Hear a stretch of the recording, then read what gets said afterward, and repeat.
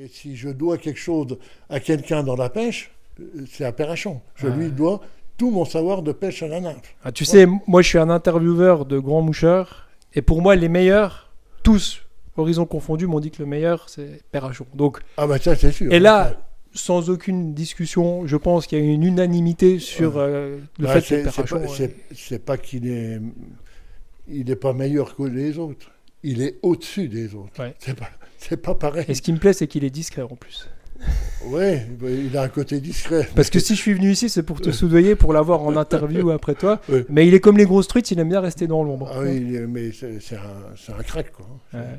Mais ça, on fera toute une discussion sur Perrachon après. Et donc, il t'a confisqué la sèche. La boîte de peu, tout ça.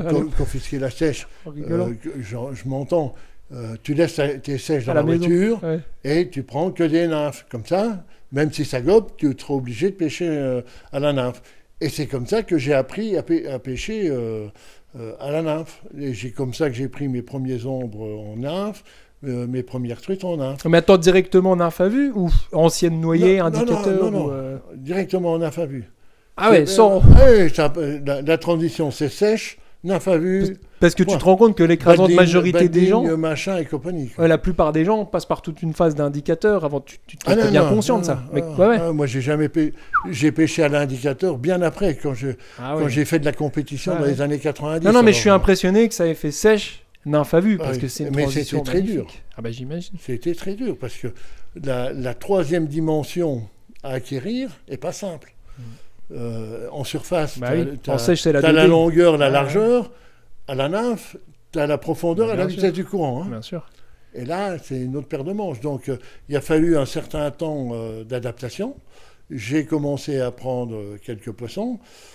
Alors, pour donner un ratio, hein, quand j'en prenais une, Perrachon en prenait 30. Oui, c'est à peu près le niveau. Hein.